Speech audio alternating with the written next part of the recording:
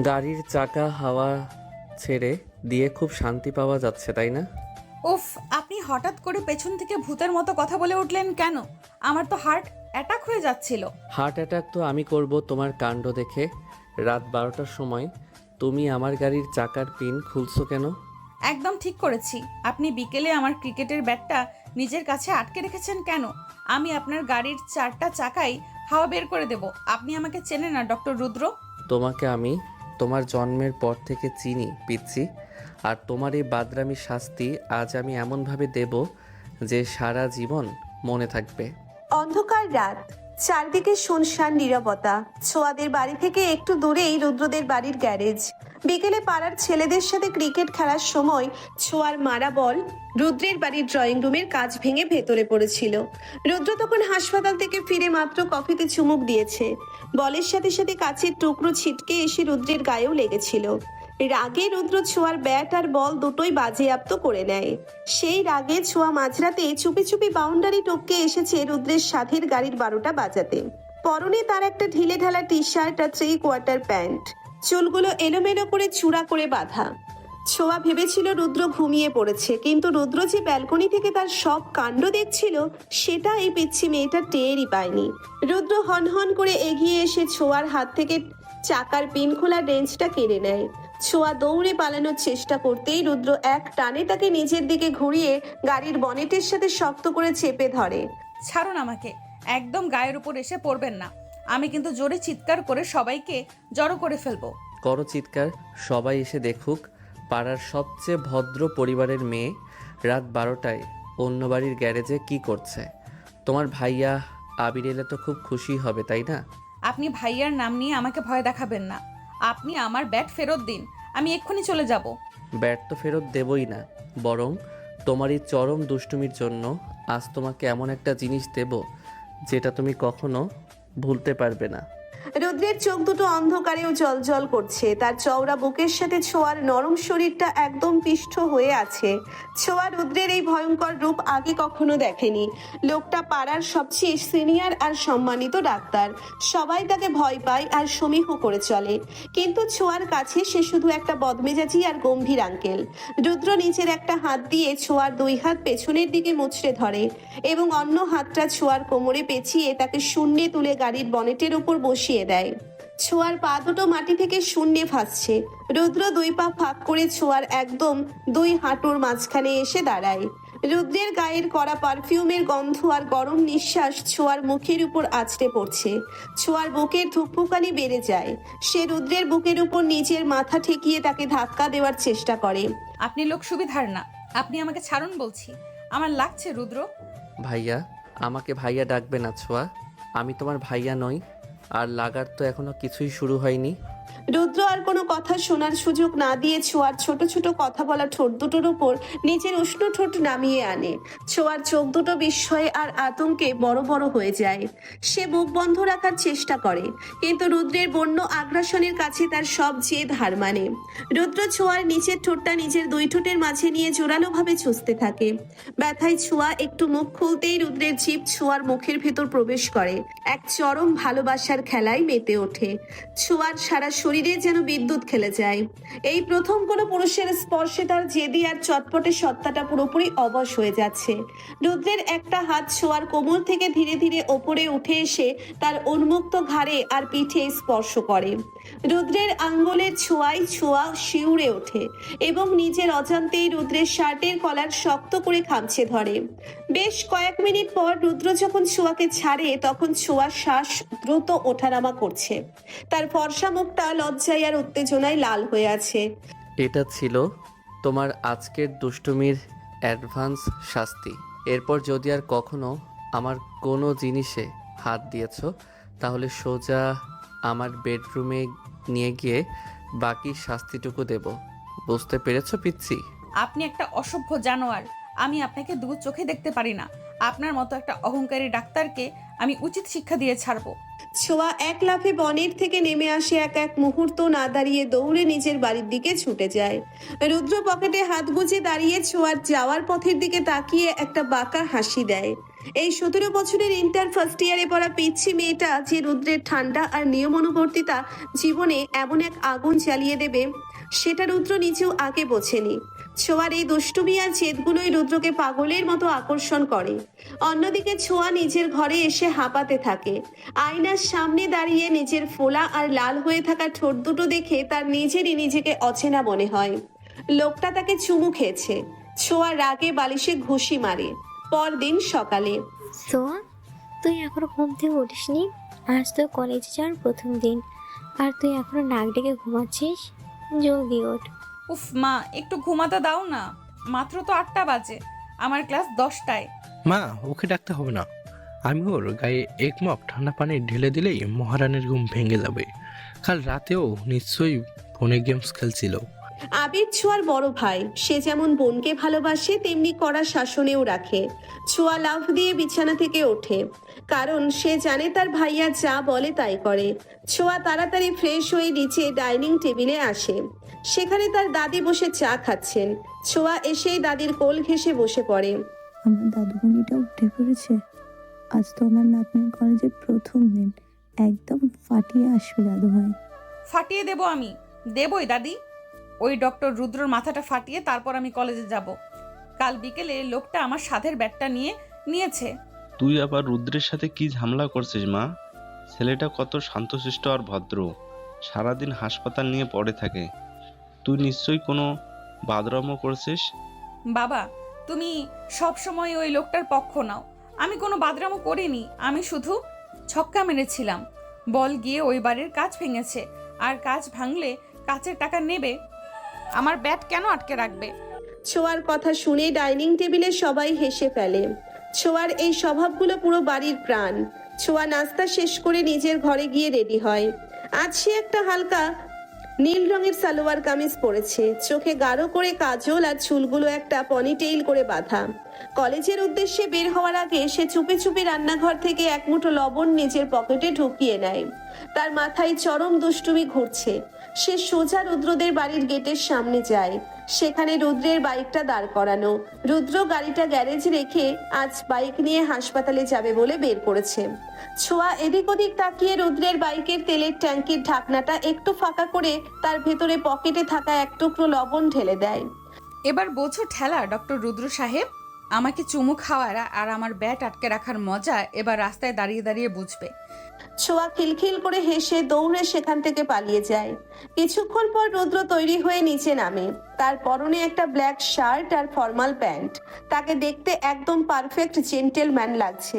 সে bike start দিয়ে হাসপাতালের দিকে রওনা হয়, কিন্তু কিছু দূর যাওয়ার পরই বাইকটা কয়েকবার ঝাঁকুনি দিয়ে রাস্তার মাঝখানে বন্ধ হয়ে যায়।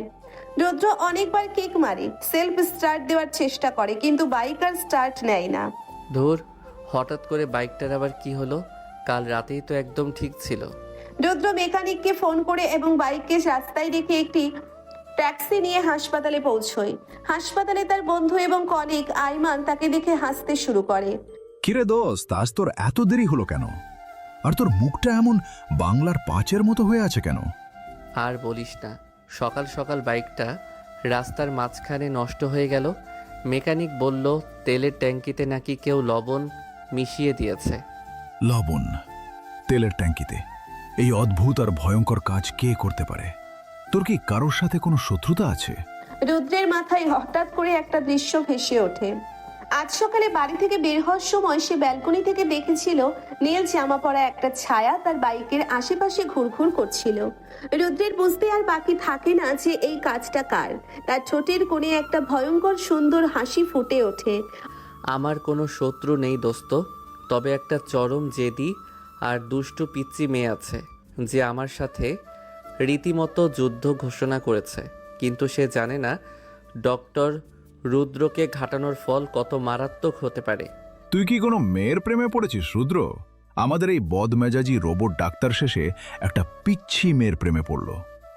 প্রেম কিনা জানি না, তবে মেয়েটাকে আমার চাই এবং ওর সব জেদ আর দুষ্টুমি ভেঙে ওকে আমার বুকেই আসতে হবে।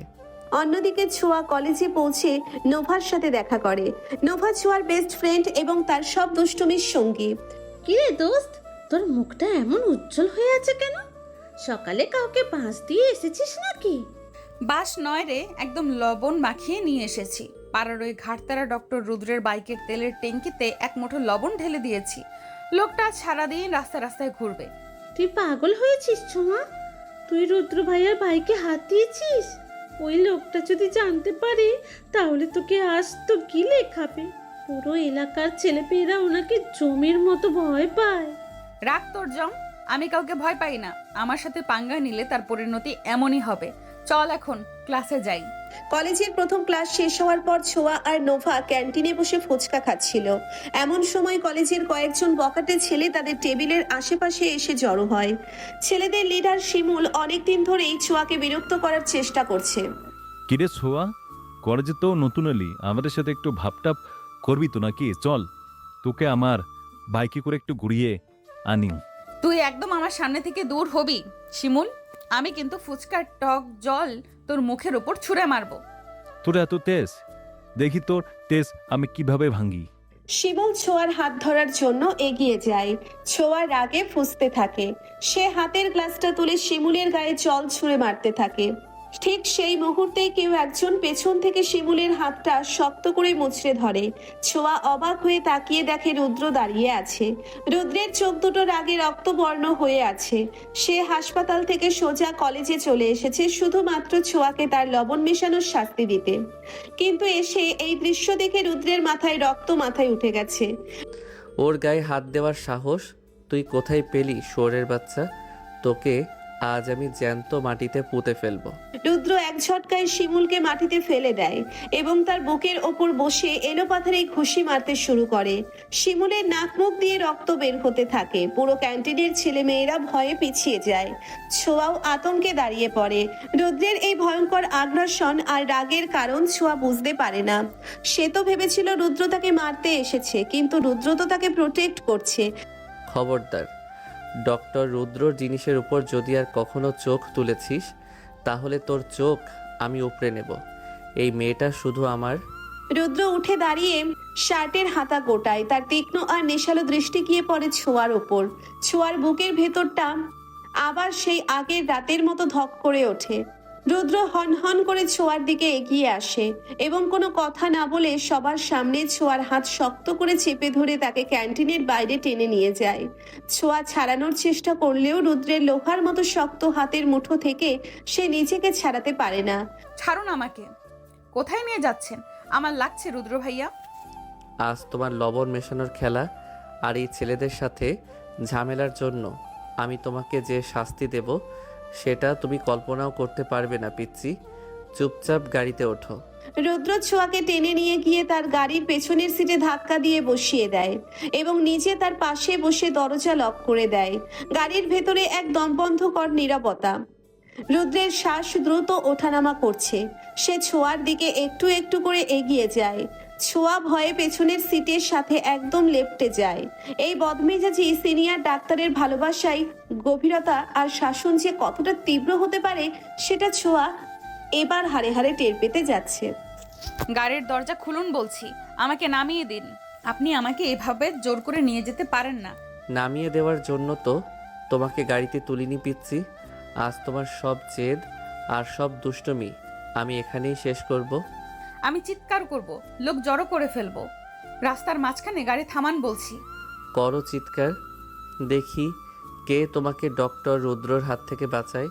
তোমার ওই লবণ মেশানোর শাস্তি আজ এমনভাবে দেব যে সারা জীবন মনে রাখবে। আমি কোনো লবণ মিশাইনি। আপনি আমাকে মিথ্যা অপবাদ দিচ্ছেন। আপনি একটা জঙ্গলি ডক্টর। মিথ্যা অপবাদ, তাই না? সকালে নীল জামা পরে আমার বাইকের আশেপাশে কে ঘুরঘুর করছিল সেটা আমি নিজের চোখে দেখেছি। আর জঙ্গলি কাকে বলে সেটা আজ তুমি হাড়ে হাড়ে টের পাবে। রুদ্র গাড়ি খুব দ্রুত গতিতে চালিয়ে যাচ্ছে। ছোঁয়া ভয়ে গাড়ির দরজার সাথে একদম সেটে বসে আছে। রুদ্রের রাগী চেহারা দেখে ছোঁয়ার বুকের ভেতরটা কাঁপছে। কিছুক্ষণ পর রুদ্র তার প্রাইভেট ফ্ল্যাটের সামনে গাড়ি থামায়। এই ফ্ল্যাটটা হাসপাতাল থেকে একটু দূরে। রুদ্র মাঝে মাঝে কাজের চাপে বা একা থাকতে চাইলে এখানে আসে। ছোঁয়া বুঝতে পারে না তাকে কোথায় আনা হয়েছে। সে গাড়ি থেকে নামতে না চাইলে রুদ্র এক ঝটকায় গাড়ির দরজা খুলে ছোঁয়ার হাত ধরে টেনে বের করে আনে, কিন্তু রুদ্রের লোহার মতো শক্ত হাতের মুঠ থেকে নিজেকে ছাড়াতে পারে না।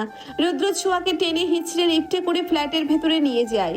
দরজা ভেতর থেকে লক করে দিয়ে সে ছোঁয়াকে ড্রয়িং রুমে বিশাল সোফায় ধাক্কা দিয়ে বসিয়ে দাও। ছোঁয়া ভয়ে কাঁপতে থাকে। রুদ্র নিজের শার্টের হাতা গোটায় এবং চোখের রোদ চশমা খুলে সোফায় ছুঁড়ে মারে। তার চোখ দুটো রাগে রক্তবর্ণ হয়ে আছে। আপনি আমাকে এখানে কেন এনেছেন? আমার ভাইয়া জানলে আপনাকে জ্যান্ত পুঁতে ফেলবে। আমাকে বাড়ি যেতে দিন। তোমার ভাইয়া আবিরকে আমি খুব ভালো করেই চিনি। সে আসার আগেই তোমার সব জেদ আমি ভেঙে চুরমার করে দেব। রুদ্র সোফার উপর ঝুঁকে পড়ে ছোঁয়ার একদম মুখের কাছে চলে আসে। ছোঁয়া পেছনের দিকে সরে যাওয়ার চেষ্টা করে, কিন্তু সোফার হাতলে পিঠ থেকে যাওয়ায় সে আটকা পড়ে। রুদ্র নিজের দুই হাত ছোঁয়ার দুই পাশে সোফার উপর রেখে তাকে পুরোপুরি বন্দি করে ফেলে। রুদ্রের গরম নিঃশ্বাস ছোঁয়ার মুখের উপর পড়ছে। ছোঁয়া ভয়ে নিজের চোখ দুটো শক্ত করে বন্ধ করে ফেলে। রুদ্র ছোঁয়ার এই ভয়ার্থ আর কাঁপা কাঁপা চেহারা দেখে কিছুটা শান্ত হয়। তার রাগের জায়গা দখল করে নেয় এক অদ্ভুত আদিম নেশা। রুদ্র নিজের একটা হাত বাড়িয়ে ছোঁয়ার কপালে এসে পড়া চুলগুলো কানে গুজে দেয়। তার আঙ্গুলের ছোঁয়ার সারা শরীরের বিদ্যুতের মতো শিহরণ বয়ে যায়। তুমি এত সুন্দর কেন ছোঁয়া? তোমার এই জেদ, তোমার এই পাগলামি আমাকে পাগল করে দিচ্ছে। আমি চাইলেও তোমার ওপর বেশিক্ষণ রাগ করে থাকতে পারি না। একদম কাছে আসবেন না, আপনি একটা অসভ্য লোক। রুদ্র আর কোনো কথা না শুনে ছোঁয়ার ঠোঁটের উপর নিজের উষ্ণ ঠোঁট নামিয়ে আনে। এই চুম্বন একদমই শান্ত নন, বরং এতে মিশে আছে চরম অধিকার বোধ আর আগ্রাসন। রুদ্র ছোঁয়ার নিচের ঠোঁটটা নিজের দাঁত দিয়ে আলতো করে কামড়ে ধরে। ব্যথায় ছোঁয়া একটু মুখ খুলতেই রুদ্রের জিভ ছোঁয়ার মুখের ভেতর প্রবেশ করে। ছোঁয়ার সব প্রতিরোধ মুহূর্তের মধ্যে ভেঙে পড়ে। সে রুদ্রের দুই হাত দিয়ে ধাক্কা দেওয়ার চেষ্টা করে, কিন্তু রুদ্রের পেশিবহুল শরীরের কাছে তার এই চেষ্টা একেবারেই তুচ্ছ। রুদ্র নিজের একটা হাত দিয়ে ছোঁয়ার কোমর শক্ত করে পেঁচিয়ে ধরে তাকে সোফা থেকে কিছুটা শূন্যে তুলে নিজের শরীরের সাথে মিশিয়ে নেয়। অন্য হাতটা ছোঁয়ার পিঠের ওপর দিয়ে উন্মুক্ত ঘাড়ে স্পর্শ করে। রুদ্রের জাদুকরী ছোঁয়ায় ছোঁয়ার শরীর অবশ হয়ে আসতে থাকে। সে নিজের অজান্তেই রুদ্রের শার্টের কলার শক্ত করে খামচে ধরে। রুদ্র ছোঁয়ার ঠোঁট ছেড়ে ধীরে ধীরে নিচে নেমে আসে। ছোঁয়ার গলার কাছে মুখ ডুবিয়ে দিয়ে সেখানে সে গভীর চুমু খেতে থাকে। ছোঁয়ার মুখ থেকে অস্ফুট গোঙানির শব্দ বেরিয়ে আসে। রুদ্র ভাইয়া ছাড়ুন আমাকে, আমার খুব অদ্ভুত লাগছে। আমাকে ভাইয়া ডাকবে না বলেছি না? আমি তোমার ভাইয়া নই, আমি তোমার সব।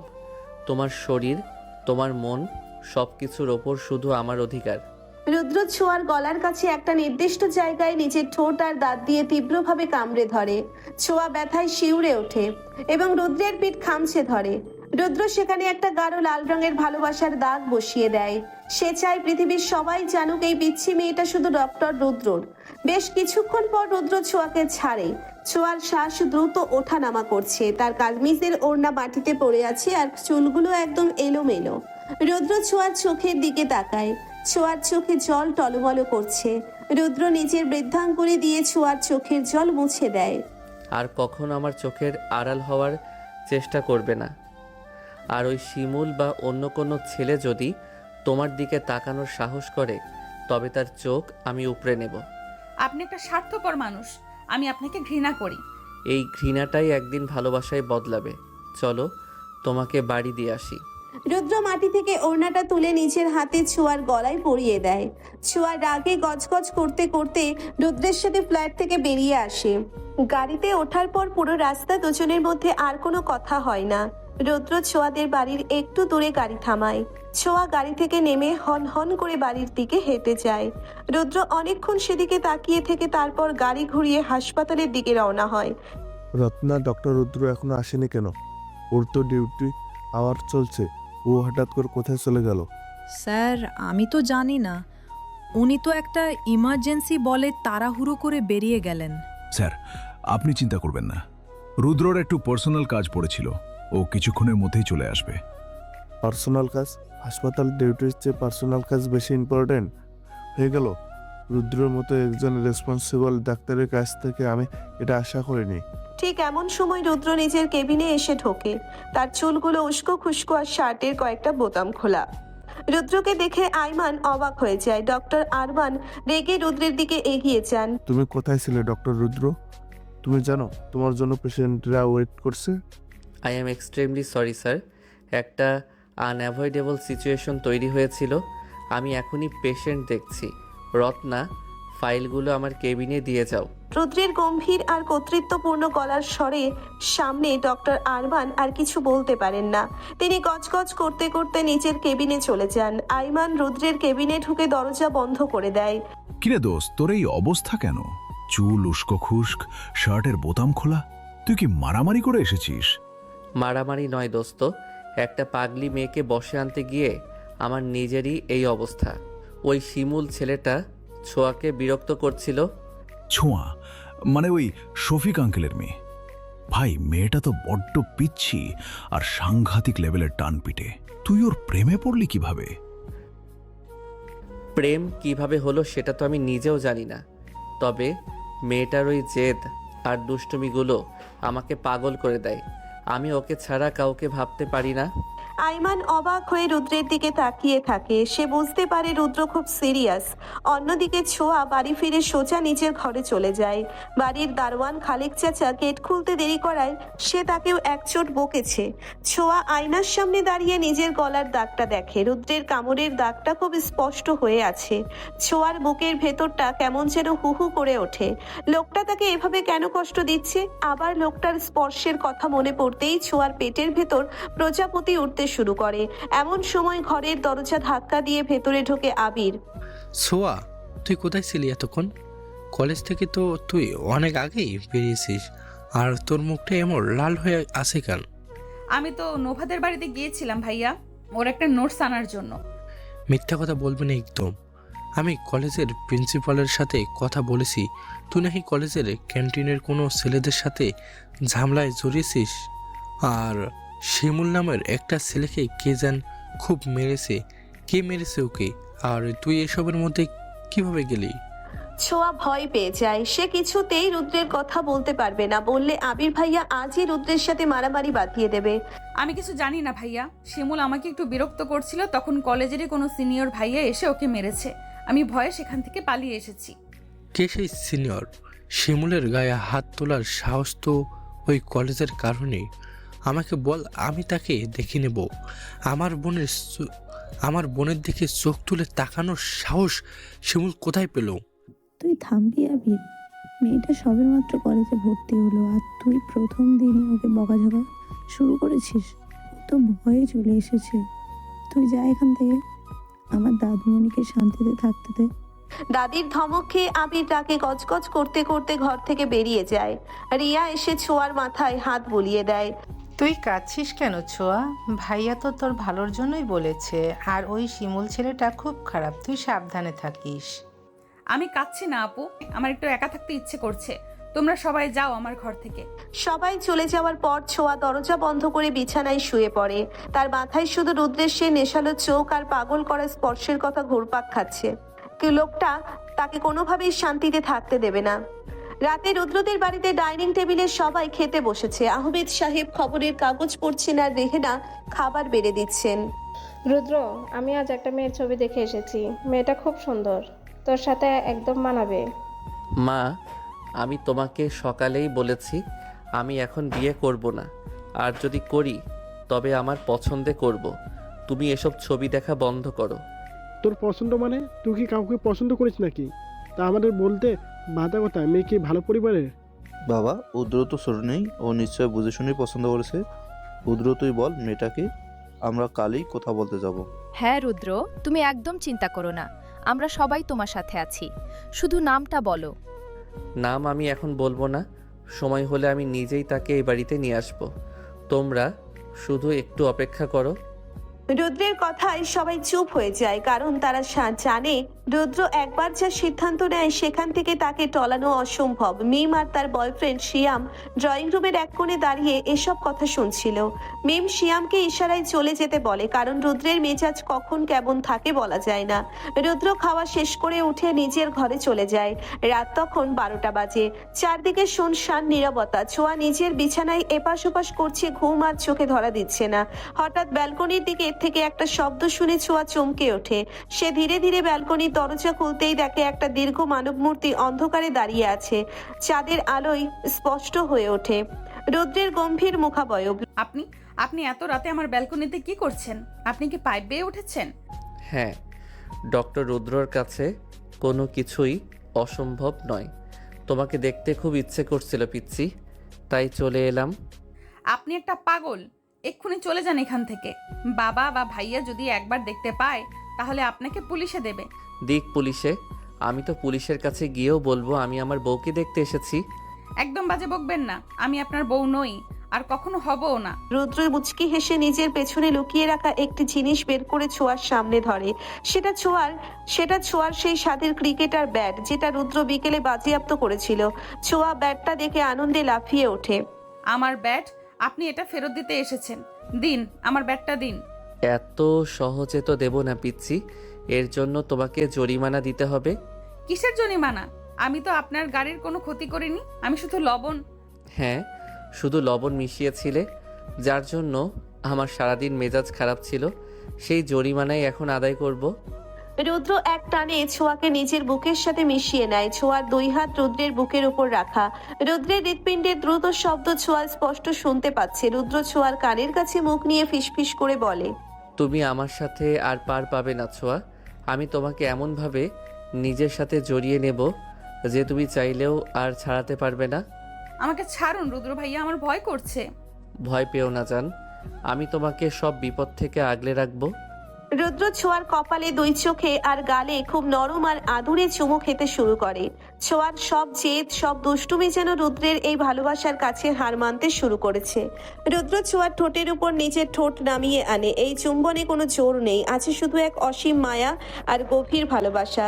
ছোঁয়াও এবার নিজের অজান্তেই রুদ্রের গলায় হাত পেঁচিয়ে ধরে তার চুম্বনে সাড়া দেয়। রাতের নিস্তব্ধতায় দুই বিপরীত স্বভাবের মানুষের এই গোপন আর রোমাঞ্চকর প্রেম এক নতুন রূপ নিতে শুরু করে।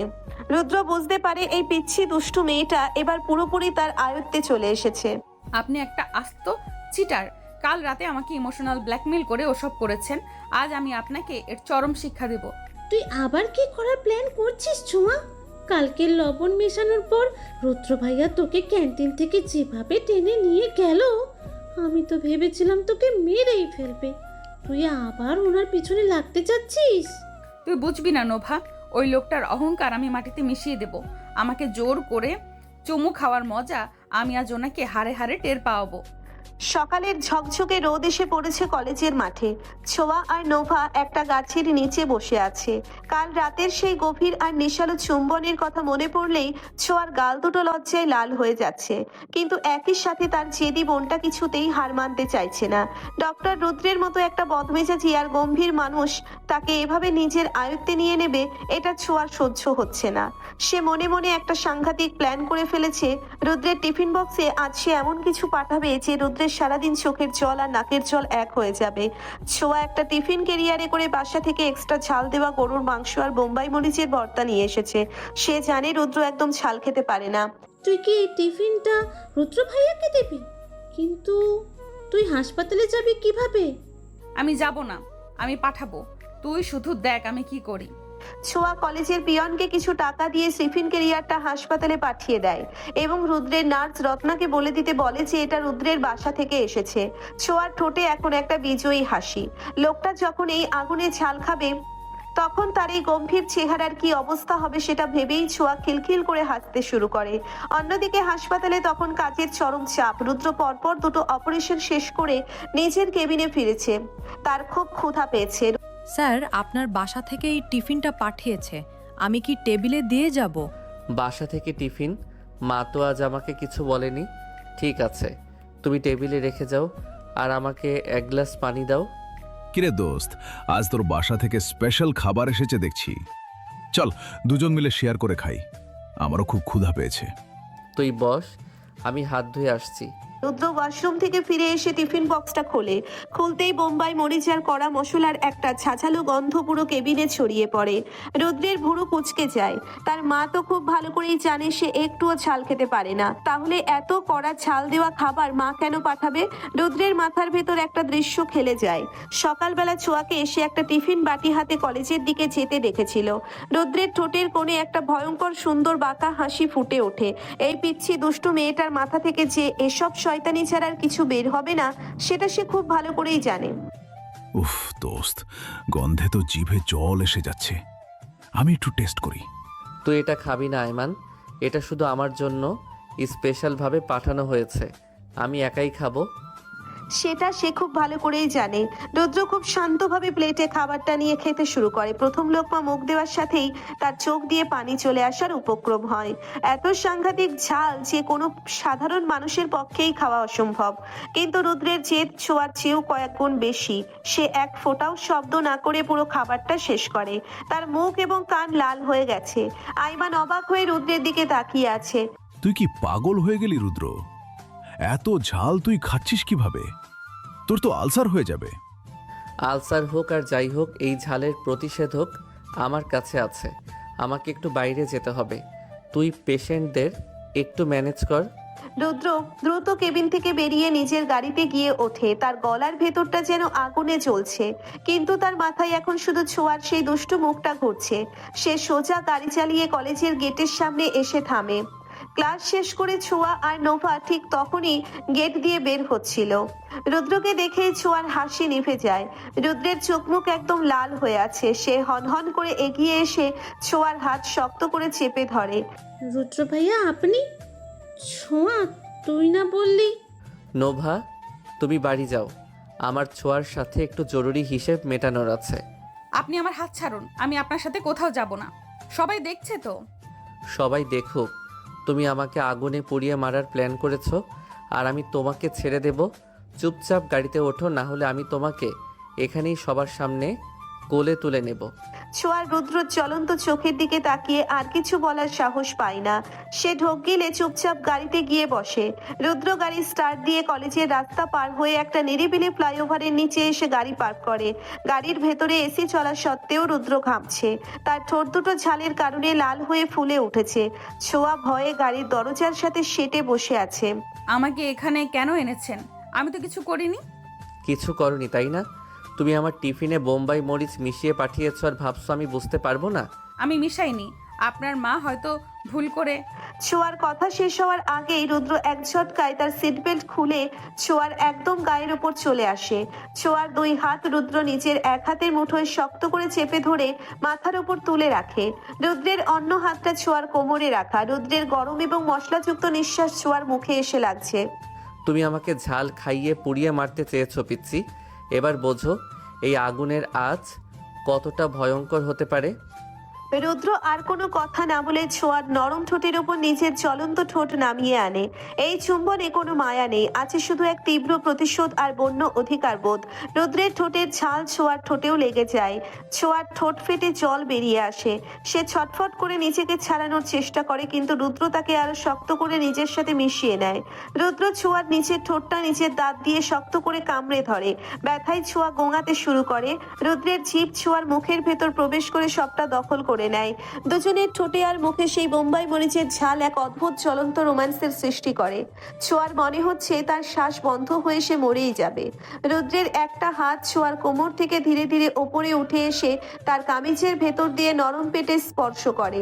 রুদ্র আঙ্গুলের ওই উষ্ণ স্পর্শে ছোঁয়ার সারা শরীর কেঁপে ওঠে। সে নিজের অজান্তেই রুদ্রের চুলগুলো শক্ত করে খামচে ধরে। দীর্ঘক্ষণ এই বন্য আর জ্বলন্ত চুম্বনের পর রুদ্র যখন ছোঁয়াকে ছাড়ে, তখন দুজনেরই চোখ দিয়ে পানি পড়ছে। আপনি একটা জানোয়ার, আমার ঠোঁট জ্বলছে। আপনি আমাকে কষ্ট দিচ্ছেন রুদ্র ভাইয়া। আমি তোমাকে কষ্ট দিচ্ছি না ছোঁয়া, আমি তোমাকে আমার সাথে মিশিয়ে নিচ্ছি।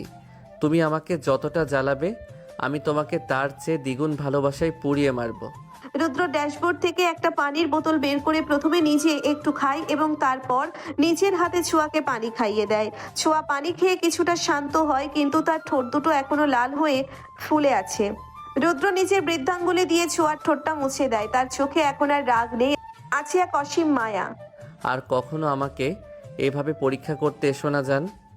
আমি যা পারি সেটা তোমার কল্পনারও বাইরে। চলো তোমাকে বাড়ি নামিয়ে দেই।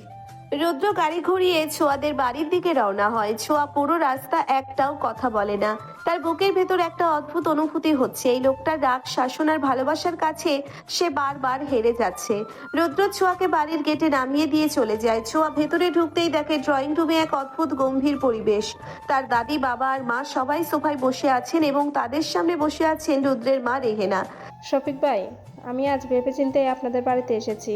রুদ্রের জন্য আমি রিয়াকে খুব পছন্দ হয়েছে। রিয়ার তো পড়াশোনা শেষ।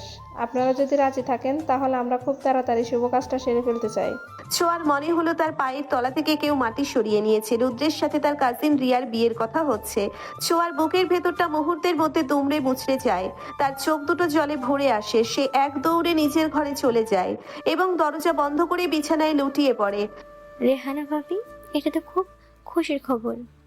রুদ্রর মতো এত ভালো ছেলে প্রতিষ্ঠিত হাতে রিয়াকে তুলে দিতে আমাদের কোনো আপত্তি নেই। তবে রিয়ার বাবা আর আবিরের সাথে একবার কথা বলে নিলে ভালো হতো। হ্যাঁ বাবা, তোমরা কথা বলে নাও। রুদ্র ছেলেটা তো হীরের টুকরো। আমার রিয়া খুব সুখে থাকবে। ড্রয়িং রুমে যখন এই খুশির আলোচনা চলছে, ছোঁয়া তখন নিজের ঘরে বসে অঝরে কাঁদছে। তার মাথায় শুধু একটাই কথা ঘুরছে, রুদ্র তাকে এতক্ষণ চুমু খেলো, তাকে অধিকার দেখালো, আর এখন তার পরিবার রিয়ার জন্য প্রস্তাব নিয়ে এসেছে। রুদ্র কি এসব জানে? রুদ্র কি তাকে নিয়ে শুধু খেলছে? ছোঁয়ার রাগে আর অভিমানে দম বন্ধ হয়ে আসতে থাকে। সে বালিশে মুখ গুজে কাঁদতে থাকে। রাতে রুদ্রদের বাড়িতেও একই অবস্থা। ডাইনিং টেবিলে রেহেনা খুব খুশি মনে সবাইকে এই খবরটা দেন। আহমেদ, আমি আজ শফিক ভাইয়ের বাড়িতে গিয়েছিলাম। রিয়ার জন্য আমি রুদ্রের প্রস্তাব দিয়ে এসেছি। ওরা খুব খুশি। রাফি, তুই কালকে আবিরের সাথে কথা বলে সব ফাইনাল করবি। মা, তুমি এটা কি করেছো? তুমি আমাকে না জানিয়ে শফিক আঙ্কেলের বাড়িতে গিয়েছো রিয়ার বিয়ের প্রস্তাব নিয়ে। আমি তোমাকে বলেছিলাম না আমার এসব পছন্দ নয়? তোর পছন্দ অপছন্দ নিয়ে কি হবে রুদ্র? রিয়া খুব ভালো মেয়ে, আর আমাদের পরিবারের সাথে ওদের ভালো সম্পর্ক। তুই এই বিয়েটা করছিস, ব্যাস, এটাই শেষ কথা। না বাবা, এটা শেষ কথা নয়। শেষ কথা আমি বলবো। আমি রিয়াকে বিয়ে করতে পারবো না, কারণ আমার জীবনে অন্য কেউ আছে। রুদ্র, তুমি কি সিরিয়াস? কে সে মেয়ে? তুমি আমাদের খুলে বলো। আমি এখন কিছুই বলবো না। তবে মা, তুমি কালই শফিক আঙ্কেলের বাড়িতে গিয়ে এই প্রস্তাব ফিরিয়ে নেবে, না হলে কিন্তু খুব খারাপ কিছু হয়ে যাবে। রুদ্র রাগে ডাইনিং টেবিল থেকে উঠে নিচের ঘরে চলে যায়। তার মাথায় আগুন জ্বলছে। সে জানে এই খবরটা ছোঁয়ার কানে গেলে মেয়েটা কি সাংঘাতিক কষ্ট পাবে।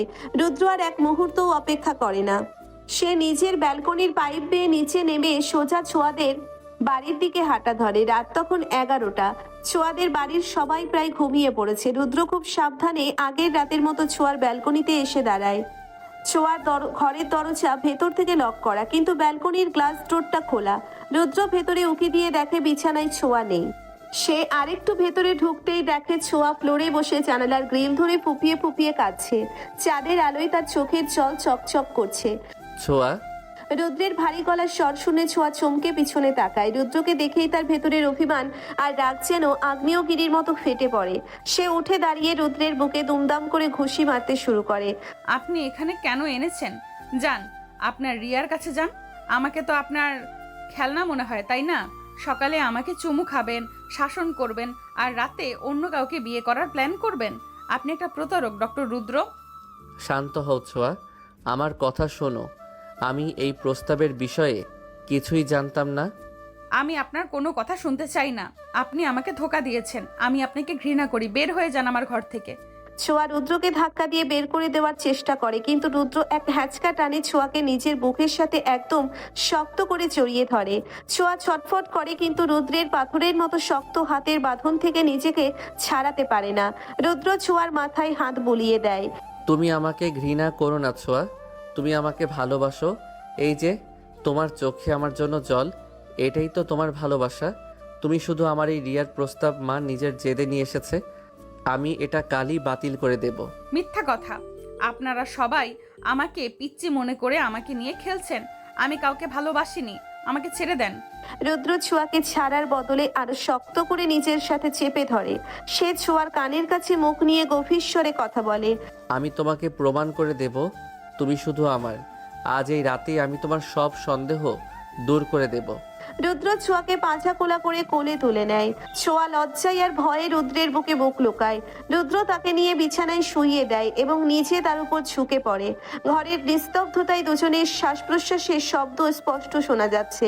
রুদ্র চোখ দুটো এক অদ্ভুত কামনায় জল করছে। সে ছোঁয়ার চোখের জল নিজের ঠোঁট দিয়ে মুছে নেয়। তোমার চোখের এক ফোঁটা জলও আমার বুকে তীরের মতো বিঁধে ছোঁয়া। আমি তোমাকে ছাড়া আর কাউকে নিজের জীবনে ভাবতে পারি না। রুদ্র ছোঁয়ার ঠোঁটের উপর অত্যন্ত কোমলভাবে নিচের ঠোঁট ছোঁয়ায়। এবারে চুম্বনে কোনো রাগ বা জেদ নেই, আছে শুধু ছোঁয়ার অভিমান ভাঙানোর এক অনন্ত চেষ্টা। ছোঁয়াও আর নিজেকে আটকে রাখতে পারে না। তার বুকের ভেতর জমে থাকা সব কষ্ট, সব অভিমান যেন এই একটা চুম্বনে গলে জল হয়ে যায়। সে নিজের দুই হাত দিয়ে রুদ্রের গলা শক্ত করে জড়িয়ে ধরে তাকে আরো কাছে টেনে নেয়। রুদ্রের একটা হাত ছোঁয়ার শার্টের বোতাম খুলতে শুরু করে। ছোঁয়ার ফর্সা কাঁধ আর গলার একাংশ উন্মুক্ত হয়ে যায়। রুদ্র সেখানে নিজের মুখ ডুবিয়ে দেয়। তার ভেজা ঠোঁট আর দাঁতের স্পর্শ ছোঁয়ার সংবেদনশীল ত্বকে এক চরম শিহরণ জাগায়। ছোঁয়ার মুখ থেকে একটা দীর্ঘশ্বাস বেরিয়ে আসে। রুদ্র, আমার খুব ভয় করছে। ভয় পেও না জান, আমি তোমার কোনো ক্ষতি হতে দেব না। তুমি শুধু নিজেকে আমার কাছে সঁপে দাও। রুদ্রের জাদুকরী স্পর্শে ছোঁয়ার পুরো শরীর যেন অবশ হয়ে আসে। রুদ্র খুব সাবধানে ছোঁয়ার সব অভিমান নিজের ভালোবাসার চাদরে ঢেকে দেয়। চাঁদের আলোয় দুই জেদি আর বিপরীত স্বভাবের মানুষের এই চরম রোমান্টিক মিলন এক নতুন রূপ নেয়। রুদ্রের হাতের স্পর্শে ছোঁয়ার সমস্ত অভিযোগ দূরে সরে যায়। সে বুঝতে পারে এই বদমেজাজি সিনিয়র ডাক্তার তাকে কতটা গভীরভাবে ভালোবাসে। পরের দিন সকালে মা, রিয়া কোথায়? আমি শুনলাম রেহানা আন্টি নাকি রিয়ার জন্য রুদ্রর প্রস্তাব এনেছে। এটা তো খুব ভালো খবর। আমি আজই রাফি ভাইয়ের সাথে দেখা করে কথা বলবো। হ্যাঁ বাবা, রিয়া তো ওর ঘরে আছে, তুই কথা বলে নে। রুদ্র মতো ছেলে হাতছাড়া করা ঠিক হবে না। ছোঁয়া সিঁড়ি দিয়ে নিচে নামার সময় এই কথাগুলো শুনতে পায়। কাল রাতে রুদ্রের দেওয়া আশ্বাসের পরও তার বুকের ভেতরটা একটু কেঁপে ওঠে। সে চুপচাপ ডাইনিং টেবিলে এসে বসে। এমন সময় বাড়ির গেটে একটা গাড়ির হর্ন শোনা যায়। খালেক চাচা গেট খুলে দিলে রুদ্রের গাড়ি বাড়ির ভেতর প্রবেশ করে। রুদ্র গাড়ি থেকে নেমে সোজা ড্রয়িং রুমে এসে ঢোকে। তার পরনে একটা ডার্ক ব্লু শার্ট আর চোখে রোদ চশমা। তাকে দেখে সবাই একটু অবাক হয়। আরে রুদ্র বাবা, তুমি এত সকালে? আসো আসো, বসো। তোমার সাথে তো আমাদের খুব দরকারি কথা আছে। আঙ্কেল, আমি এখানে বসতে আসিনি, আমি আপনাদের কাছে একটা জিনিস চাইতে এসেছি। কি জিনিস রুদ্র? তুমি তো এখন আমাদের পরিবারেরই একজন হতে যাচ্ছ। তুমি যা চাইবে তাই পাবে। ধন্যবাদ আবির, কিন্তু আমি রিয়ার জন্য আসিনি। মা কাল আপনাদের কাছে যে প্রস্তাব নিয়ে এসেছিল সেটা একটা ভুল বোঝাবুঝি ছিল। আমি রিয়াকে বিয়ে করতে পারবো না। রুদ্রের কথায় ড্রয়িং রুমে যেন একটা বোমা ফাটে। সবাই স্তব্ধ হয়ে রুদ্রের দিকে তাকিয়ে থাকে। ছোঁয়ার বুকের ধুকপুকানি বেড়ে যায়। তুমি এসব কি বলছো রুদ্র? রেহানা ভাবি তো নিজে এসে প্রস্তাব দিয়ে গেছেন, আর তুমি বলছো ভুল বুঝাবুঝি? তাহলে তুমি কাকে চাও? আমি এই বাড়িরই একজনকে চাই আঙ্কেল, কিন্তু সে রিয়া নয়। রুদ্রের চোখ দিয়ে পরে ডাইনিং টেবিলে বসে থাকা ছোঁয়ার উপর। ছোঁয়া ভয়ে মাথা নিচু করে ফেলে। রুদ্র ধীর পায়ে এগিয়ে গিয়ে ছোঁয়ার হাত ধরে তাকে সবার সামনে দাঁড় করায়। আমি ছোঁয়াকে চাই আঙ্কেল। আমি আপনাদের এই পিচ্চি দুষ্টু মেয়েটাকে নিজের জীবনের সাথে জড়িয়ে নিয়েছি। ও শুধু আমার। রুদ্র, তুমি জানো তুমি কি বলছো? ছোঁয়া একটা পিচ্ছি মেয়ে। ও সবেমাত্র কলেজে ভর্তি হয়েছে, আর তুমিও ওর থেকে কত বড়। তুমি কি পাগল হয়ে গেছো? আমি পাগলই তো আবির, তোমার বোনের প্রেমে আমি পাগল হয়ে গেছি। বয়স বা পড়াশোনা কোনো বাধা নয়। আমি ওকে সারা জীবন রানীর মতো করে রাখবো। কিন্তু রুদ্র, তোমার বাবা কি এটা মেনে নেবে? উনি তো রিয়ার জন্য প্রস্তাব নিয়ে এসেছিল। মায়ের দায়িত্ব আমার আন্টি, আমি শুধু আপনাদের সম্মতি চাই। আমি ছোঁয়াকে ছাড়া বাঁচতে পারবো না। রুদ্রের চোখে এক অদ্ভুত সততা আর জেদ। শফিক সাহেব আর আবির একে অপরের দিকে তাকায়। তারা রুদ্রকে খুব ভালো করেই চেনে। এই ছেলে একবার যা বলে তাই করে। দাদি এগিয়ে এসে রুদ্রের মাথায় হাত রাখেন। আমার তো মনে হয় রুদ্র একদম ঠিক কাজটাই করেছে। আমার এই পাগলি নাতনিকে সামলানোর ক্ষমতা শুধু রুদ্ররই আছে। আমি রাজি। দাদির কথায় সবার মুখের বেগ কিছুটা কেটে যায়। ছোঁয়া অবাক হয়ে রুদ্রের দিকে তাকিয়ে থাকে। এই লোকটা সবার সামনে তাকে নিজের করে নিল। রুদ্র ছোঁয়ার কানের কাছে মুখ নিয়ে ফিসফিস করে বলে, বলেছিলাম না তুমি শুধু আমার। এবার তৈরি থেকো মিসেস রুদ্র চৌধুরী হওয়ার জন্য। ছোঁয়ার গাল দুটো লজ্জায় লাল হয়ে যায়। সে রুদ্রের হাতটা শক্ত করে চেপে ধরে। এই বদমেজাজি সিনিয়র ডাক্তারের সাথে তার বাকি জীবনটা যে কতটা রোমাঞ্চকর আর দুষ্টুমিতে ভরা হবে সেটা ভেবেই ছোঁয়ার মুখে এক লাজুক হাসি ফুটে ওঠে। আপনি সবার সামনে আমার হাত ধরলেন কেন? ভাইয়া আমাকে আস্ত রাখবে না। আপনি তো আপনার হিরোগিরি দেখিয়ে চলে যাবেন, আর আমাকে ভাইয়ার বকা শুনতে হবে। ভাইয়ার ভয় তুমি আমাকে দেখাচ্ছ পিচ্ছি? আমি তোমার পরিবারের সবার সামনে দাঁড়িয়ে তোমাকে নিজের বউ হিসেবে দাবি করেছি, আর তুমি এখনও ভয়ের কথা বলছো? ডক্টর রুদ্র যা নিজের মনে করে তার হাত সে সবার সামনেই ধরে। কিন্তু আপনার মা তো রিয়া আপুকে পছন্দ করে। আপনি এইভাবে প্রস্তাব ফিরিয়ে দিলেন, রিয়া আপু কত কষ্ট পাবে জানেন? সবাই ভাববে আমার জন্যই রিয়া আপু বিয়েটা ভেঙে গেল। রিয়া কষ্ট পাবে নাকি তুমি কষ্ট পেতে সেটা আমি খুব ভালো করেই জানি। কাল রাতে বেলকনিতে বসে যে মেয়েটা অঝরে কাঁদছিল তার চোখের জলের হিসাব কে দিত? আর তোমার চোখের জল আমি সহ্য করব এমনটা তো ডক্টর রুদ্রর বেঁচে থাকতে কখনো হতে পারে না। আমি আপনার জন্য কাঁদিনি, আমার চোখে এমনিতেই কিছু একটা পড়েছিল। আপনি বেশি বুঝবেন না। আমি বেশি বুঝি নাকি তুমি বেশি লুকাচ্ছ সেটা আজ রাতেই প্রমাণ হয়ে যাবে। এখন একদম চুপচাপ নিজের ঘরে যাও। আমি তোমার দাদি আর বাবার সাথে কথা বলে সব ফাইনাল করে তবেই বাড়ি ফিরবো। সকালের মিষ্টি রোদ ছোঁয়াদের বাড়ির বাগানে এসে পড়েছে। ড্রয়িং রুমে সবার সামনে ছোঁয়াকে নিজের বলে দাবি করার পর পরিস্থিতি একটু থমথমে হয়ে গেলে রুদ্র ছোঁয়াকে হাত ধরে টেনে বাগানের দিকে নিয়ে আসে। ছোঁয়া এখনো ঘোরের মধ্যে আছে। লোকটার এত সাহস যে সে নিজের পরিবারের কাউকে না জানিয়ে সরাসরি ছোঁয়ার বাড়িতে এসে বিয়ের কথা পাকাপাকি করে ফেলছে। রুদ্রের গম্ভীর আর আত্মবিশ্বাসী কথার সামনে ছোঁয়ার সব জেদ যেন কোথায় হারিয়ে যায়। ছোঁয়া আর কোনো কথা না বলে মাথা নিচু করে নিজের ঘরের দিকে চলে যায়। রুদ্র একটা তৃপ্তির হাসি হেসে আবার ড্রয়িং রুমে ফিরে আসে।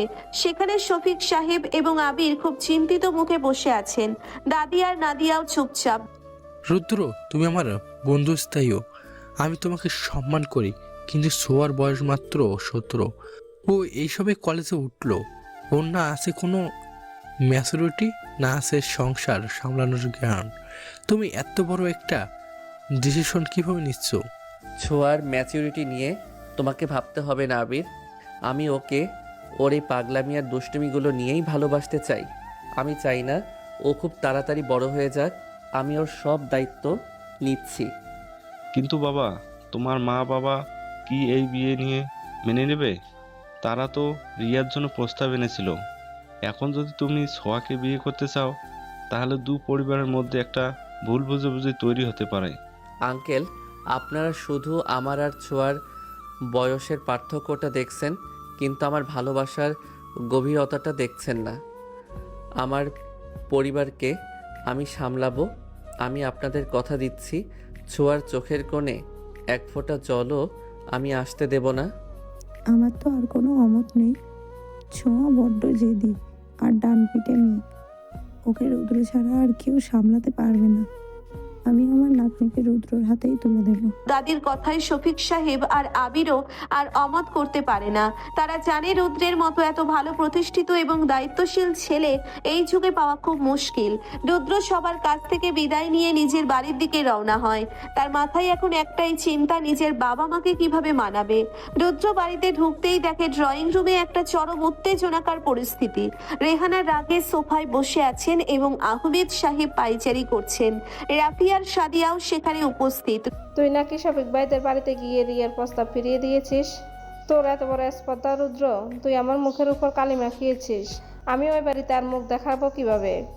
মা, তুমি আমাকে না জানিয়ে প্রস্তাব নিয়ে গিয়েছিলে। আমি তো তোমাকে আগেই বলেছিলাম আমার এসব পছন্দ নয়, আর আমি আমার পছন্দ শফিক আঙ্কেলের বাড়িতে জানিয়ে দিয়ে এসেছি। তোর পছন্দটা কে রুদ্র? আমরাও একটু শুনি। কোন রাজকন্যার জন্য তুই আমাদের সবার মান সম্মান এভাবে ধুলে মিশিয়ে দিলি? আমি ছোঁয়াকে বিয়ে করতে চাই বাবা। শফিক আঙ্কেলের ছোট মেয়ে ছোঁয়া, ওকে ছাড়া আমি অন্য কাউকে নিজের জীবনে ভাবতে পারবো না। রুদ্রের কথা শুনে ড্রয়িং রুমের সবাই যেন পাথর হয়ে যায়। রেহানা বাসা থেকে এক লাফে উঠে দাঁড়ান, তার চোখে মুখে চরম অবিশ্বাস আর রাগ। ছোঁয়া, ওই পিচ্ছি আর বাদর মেয়েটাকে তুই বিয়ে করতে চাস, যার সারা পাড়ায় কোনো বাদরামের অভাব নেই? তুই একজন ডাক্তার হয়ে ওই আনপড়া আর জিদি মেয়েটাকে এই বাড়ির বউ করে আনবি? আমি বেঁচে থাকতে এটা কখনো হবে না। মা, ছোঁয়াকে নিয়ে একটা বাজে কথাও আমি সহ্য করব না। ও আমার পছন্দ এবং ওকেই আমি বিয়ে করব। তোমরা যদি মেনে নাও তাহলে ভালো, আর যদি না মানো তাহলে আমি ওকে নিয়ে আলাদা ফ্ল্যাটে থাকব, কিন্তু বিয়ে আমি ছোঁয়াকেই করব। রুদ্র, তুই শান্ত হ। মায়ের সাথে এভাবে কেউ কথা বলে? মা তো তোর ভালোর জন্যই বলছে। সোয়া, মেয়েটা তো তোর সে বয়সে অনেক ছোট। তুই কিন্তু ঠিকমতো ভেবে দেখেছিস? আমি সব ভেবেই সিদ্ধান্ত নিয়েছি ভাইয়া। আমার ভালোবাসা কোনো বয়সের হিসেবে বাধা নেই। আমি আজই হাসপাতালে যাচ্ছি, তোমরা নিজেদের মধ্যে আলোচনা করে নাও, কিন্তু আমার সিদ্ধান্ত বদলাবে না। রুদ্র আর এক মুহূর্তও সেখানে না দাঁড়িয়ে নিজের কেবিনের দিকে রওনা হয়। পরিবারের এই অশান্তি তার কাজের উপর কোনো প্রভাব ফেলতে পারে না, কারণ সে তার সিদ্ধান্তে অটল। এদিকে মিম আর শিয়াম ছাদে দাঁড়িয়ে লুকিয়ে দেখা করছিল। দেখলে শ্যাম ভাইয়া কতটা জেদি। ভাইয়া যখন ছোঁয়াকে বিয়ে করবে বলে ঠিক করেছে, তখন ভাইয়াকে কেউ আটকাতে পারবে না। আমাদের ভালোবাসার কথা ভাইয়া জানলে হয়তো আমাদেরও মেনে নেবে। তোমার ভাইয়া খুব ডেলদেরেস মানুষ মিম, উনি ওনার ভালোবাসা আদায় করতে জানেন, কিন্তু আমাদেরটা মানবেন কিনা সেটা নিয়ে আমার খুব ভয় হয়। হাসপাতালে পৌঁছে রুদ্র নিচের কাজে মন দেয়। ডক্টর আরমান এবং আইমান আজ রুদ্রের চেহারায় একটা অদ্ভুত প্রশান্তি দেখতে পায়। রুদ্রের গম্ভীর মুখে একটা সূক্ষ্ম হাসি লেগেই আছে। কিরে দোস্ত, আজ সকাল থেকে তোর মেজাজ এত ফুরফুরে কেন? কোনো লটারি পেয়েছিস নাকি? লটারি নয় দোস্ত, লটারির চেয়েও দামি কিছু পেয়ে গেছি। আমার পিচ্ছি মেয়েটাকে আমি চিরকালের জন্য নিজের করে নেওয়ার ব্যবস্থা করে এসেছি। সত্যি বলছিস? তার মানে তুই ছোঁয়াকে বিয়ে করছিস? ভাই, এটা তো একটা দারুণ খবর। ট্রিট কবে দিবি বলো? আগে মেয়েটাকে একটু ভালো করে শাসন করে নেই, তারপর ট্রিট দেব। মেয়েটার দুষ্টুমি দিন দিন বেড়েই চলেছে। দুপুর গড়িয়ে বিকেল হতে শুরু করেছে। ছোঁয়া কলেজের ক্লাস শেষ করে নোভার সাথে রিকশায় করে বাড়ি ফিরছিল। তার মনটা আজ খুব ফুরফুরে, আবার একই সাথে একটা অজানা আতঙ্ক কাজ করছে। রুদ্রের মতো একটা রাগী মানুষের বউ হয়ে তাকে সারা জীবন কাটাতে হবে ভাবলেই তার পেটের ভেতর প্রজাপতি উঠতে শুরু করে। রিকশাটা বাড়ির মোড়ে আসতেই ছোঁয়া দেখে রুদ্রের গাড়ি সেখানে দাঁড় করানো। রুদ্র গাড়ির বাইরে হেলান দিয়ে দাঁড়িয়ে আছে, চোখে রোদচশমা, শার্টের হাতা গোটানো। কি রে ছোঁয়া, তোর সিনিয়র বর তো তোর জন্য রাস্তায় দাঁড়িয়ে আছে। আমি বরং এখান থেকে হেঁটেই চলে যাই। তুই একদম যাবি না নোভা, আমাকে একা রেখে গেলে আমি তোকে খুন করে ফেলবো। লোকটা খুব ডেঞ্জারাস। নোভা ছোঁয়ার কথা না শুনে রিকশা থেকে নেমে হাসতে হাসতে বাড়ির দিকে দৌড় দেয়। ছোঁয়া বাধ্য হয়ে রিকশা থেকে নেমে রুদ্রের দিকে এগিয়ে যায়। রুদ্র নিজের চশমাটা খুলে পকেটে রাখে এবং ছোঁয়ার দিকে এক দৃষ্টিতে তাকিয়ে থাকে। গাড়িতে ওঠো ছোঁয়া, তোমাকে নিয়ে একটু দরকার আছে। আমি আপনার সাথে কোথাও যাব না। কাল আমাকে জোর করে আপনার ফ্ল্যাটে নিয়ে গিয়ে যা ইচ্ছা করেছেন, আমি এখনো সেটা ভুলিনি। আমি বাড়ি যাব। কাল তো আমি কিছুই করিনি পিচ্ছি, আসল করা তো এখনো বাকি আছে। তুমি যদি নিজে থেকে গাড়িতে না ওঠো তাহলে আমি কিন্তু সবাইকে দেখিয়ে তোমাকে কোলে তুলে নেব। রুদ্রের হুমকি শুনে ছোঁয়া আর কোনো কথা বলার সাহস পায় না। সে গজগজ করতে করতে গাড়ির পেছনের সিটে গিয়ে বসে। রুদ্র নিজে গাড়ি ড্রাইভ করে শহরের কোলাহল ছাড়িয়ে একটা নিরিবিলি হাইওয়ের দিকে এগোতে থাকে। সূর্য তখন অস্ত যাচ্ছে, আকাশের লাল আভা গাড়ির ভেতরে ছোঁয়ার ফর্সা মুখে এসে পড়ছে। রুদ্র রিয়ার ভিউ মিররে বারবার ছোঁয়ার দিকে তাকাচ্ছে। আমাকে কোথায় নিয়ে যাচ্ছেন আপনি? ভাইয়া কিন্তু আমাকে খুঁজবে। ভাইয়াকে আমি মেসেজ করে দিয়েছি যে আমার হবু বউ আমার সাথেই আছে, তাই তোমার ভাইয়া তোমাকে খুঁজবে না। আপনি একটা অসভ্য লোক। আমার ভাইয়াকে আপনি এসব কি মেসেজ করেছেন? আমার খুব লজ্জা করছে। লজ্জা পাওয়ার তো এখনো অনেক কিছুই বাকি আছে জান। রুদ্র গাড়িটা একটা নির্জন লেকের পাড়ে থামায়। জায়গাটা খুব সুন্দর এবং কোলাহল মুক্ত। রুদ্র গাড়ি থেকে নেমে ছোঁয়ার দিকে দরজা খুলে তাকে হাত ধরে বাইরে নিয়ে আসে। লেকের ঠান্ডা বাতাসে ছোঁয়ার চুলগুলো উড়ছে। রুদ্র ছোঁয়ার একদম মুখোমুখি এসে দাঁড়ায়। দুজনের মাঝে এক সুতোর ব্যবধানও নেই। রুদ্রের লম্বা এবং সুঠাম দেহের সামনে ছোঁয়াকে একদম একটা ছোট্ট পুতুলের মতো লাগছে। আমাকে একটা কথা সত্যি উত্তর দেবে ছোঁয়া? তুমি কি সত্যি আমাকে ঘৃণা করো? হ্যাঁ করি। আপনি খুব বদমেজাজি, সব সময় আমাকে শাসন করেন, আমার সাথে জেদ দেখান। আমি আপনাকে একদম পছন্দ করি না। মিথ্যা কথা। তুমি আমাকে ঘৃণা করো না, তুমি আমাকে ভয় পাও, আর তার চেয়েও বেশি তুমি আমাকে ভালোবাসো। তোমার এই কাপা কাপা ঠোঁট আর নিচের দিকে তাকিয়ে থাকা চোখ দুটো আমাকে সব সত্যি বলে দিচ্ছে। রুদ্র নিজের ডান হাতটা বাড়িয়ে ছোঁয়ার গালের উপর রাখে। তার উষ্ণ আঙ্গুলের স্পর্শে ছোঁয়ার সারা শরীরে বিদ্যুৎ খেলে যায়।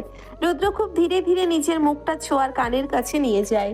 তার গরম নিঃশ্বাস ছোঁয়ার ঘাড়ে আছড়ে পড়ছে। তোমার এই জেদ, এই দুষ্টুমি, সব কিছু আমি আমার ভালোবাসার আগুনে পুড়িয়ে ছাই করে দেব পিচ্ছি। তুমি শুধু আমার বুকে রাজত্ব করবে। রুদ্র আর এক মুহূর্ত অপেক্ষা না করে ছোঁয়ার নরম ঠোঁটের উপর নিজের ঠোঁট নামিয়ে আনে।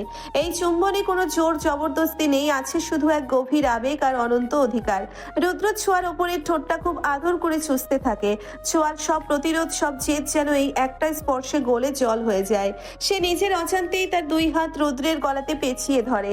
রুদ্র ছোঁয়ার কোমল শক্ত করে জড়িয়ে ধরে তাকে মাটি থেকে কিছুটা শূন্যে তুলে নেয়। দুজনের শরীরের ঘর্ষণে এক চরম উত্তাপ ছড়িয়ে পড়ে। রুদ্রের একটা হাত ছোঁয়ার পিঠের উপর দিয়ে ঘুরে তার উন্মুক্ত ঘাড়ে গিয়ে থামে।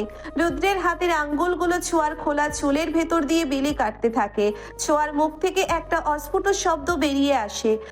রুদ্র ভাইয়া। আবার ভাইয়া বলছো?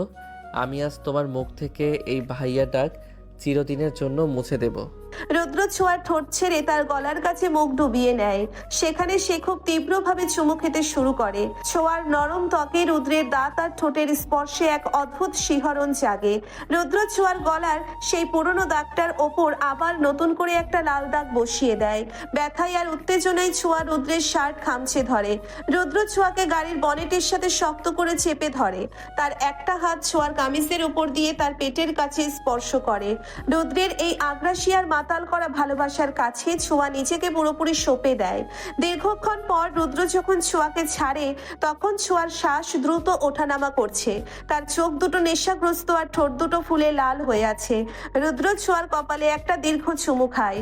আজ থেকে তুমি শুধু আমার ছোঁয়া, আর কোনোদিন আমার অবাধ্য হওয়ার চেষ্টা করবে না। আপনি একটা পাগল। আমি আপনাকে সামলাবো কিভাবে বুঝতে পারছি না। তোমাকে আমাকে সামলাতে হবে না, আমি তোমাকে সামলাবো। চলো এবার বাড়ি যাই। রুদ্র ছোঁয়াকে গাড়িতে বসিয়ে আবার বাড়ির দিকে রওনা হয়। রাতে ছোঁয়া নিজের বিছানায় শুয়ে রুদ্রের স্পর্শগুলো অনুভব করতে থাকে। লোকটা সত্যিই তাকে পাগল করে দেবে। অন্যদিকে রুদ্রদের বাড়িতে তখন একটা শান্ত কিন্তু গুমোট পরিবেশ। রেহেনা কোনো কথা বলছেন না। রাফি রুদ্রের ঘরে আসে।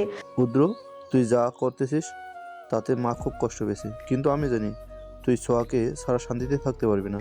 আমি বাবাকে বুঝিয়েছি, আমরা কাল শফিক আঙ্কেলের বাড়িতে গিয়ে বিয়ের ডেট ফাইনাল করে আসবো।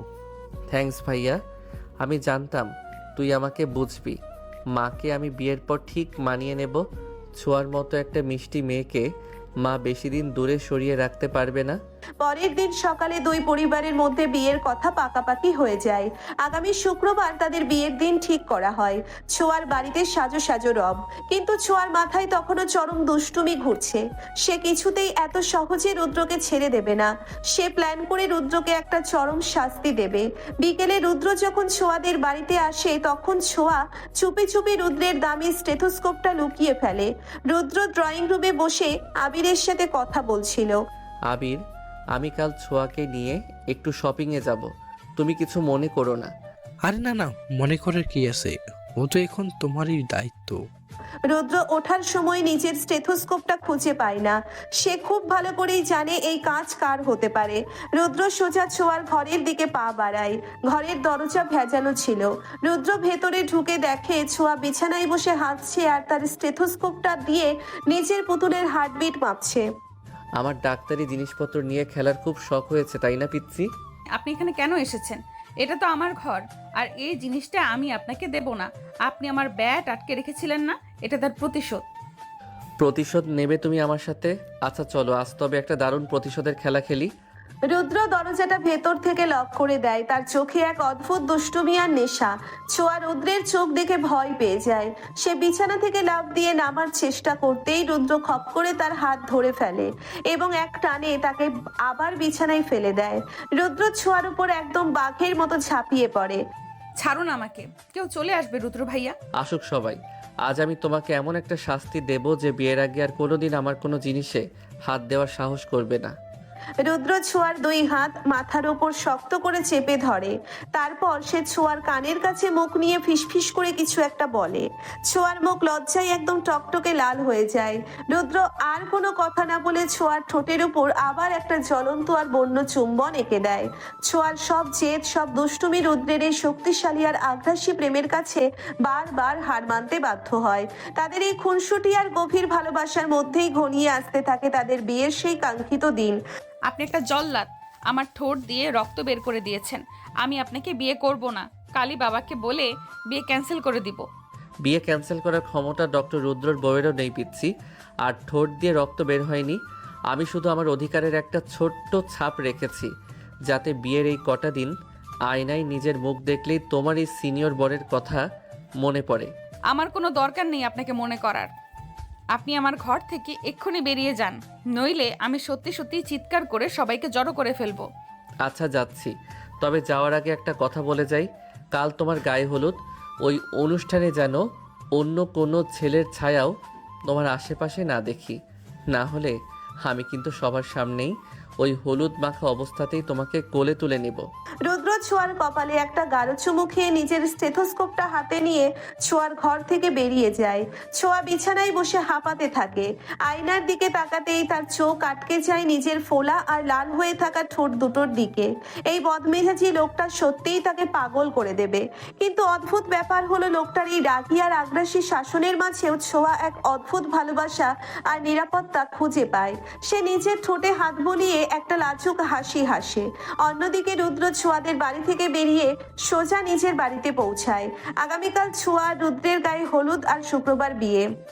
কিন্তু রুদ্রদের বাড়িতে কোনো উৎসবের আমেজ নেই। রেহানা এখনো ছেলের এই সিদ্ধান্ত মেনে নিতে পারেননি। রুদ্র, তুমি এসেছো। মা তো সকাল থেকে কিছুই খাননি, নিজের ঘরে দরজা বন্ধ করে বসে আছেন। বাবাও খুব রেগে আছেন তোমার ওপর। ভাবি, তুমি চিন্তা করো না, মাকে আমি ঠিক মানিয়ে নেব। তুমি শুধু কালকের গায়ে হলুদের সব ব্যবস্থা করে ফেলো। রাফি ভাইয়া কোথায়? আমি এখানেই আছি রুদ্র। তুই যে সিদ্ধান্ত নিয়েছিস সেটা নিয়ে আমার কোনো আপত্তি নেই। ছোঁয়া খুব মিষ্টি মেয়ে, কিন্তু মায়ের যে তো তুই জানিস। কাল আমরা সোয়াদের বাড়িতে হলুদ নিয়ে যাব। মা যদি না যায় তবে শফিক আঙ্কেল খুব কষ্ট পাবেন। মা যাবে ভাইয়া, আমি এখনই মায়ের সাথে কথা বলছি। রুদ্র রেহানার ঘরের দরজার সামনে গিয়ে দাঁড়ায়। সে কয়েকবার নক করার পর রেহানা দরজা খোলেন। তার চোখ মুখ ফুলে আছে, দেখলেই বোঝা যায় তিনি অনেক কেঁদেছেন। রুদ্র ধীর পায়ে ঘরের ভেতর ঢুকে মায়ের সামনে মেঝেতে হাঁটু গেড়ে বসে। মা, তুমি কি আমার উপর খুব রেগে আছো? আমি তোমার কথার অবাধ্য হয়েছি বলে তুমি আমাকে শাস্তি দিচ্ছ? তুই তো আমার কথা ভাবিসনি রুদ্র। ওই পাড়ার বাদর মেয়েটাকে তুই নিজের বউ হিসেবে পছন্দ করলি, যার কোনো গুণ নেই। সারাদিন শুধু মানুষের সাথে ঝগড়া আর দুষ্টুমি করে বেড়ায়। ও এই সংসারে কি বুঝবে? মা, ছোঁয়ার বয়স মাত্র 17। ও এখনো অনেক ছোট, কিন্তু ওর মনটা খুব পবিত্র। ও কোনো ভান করতে জানে না। আমি ওকে আমার মতো করে গড়ে নেব মা। তুমি শুধু একবার ওকে মন থেকে আশীর্বাদ করো। তোমার আশীর্বাদ ছাড়া ডক্টর রুদ্রর জীবনের কোনো মূল্য নেই।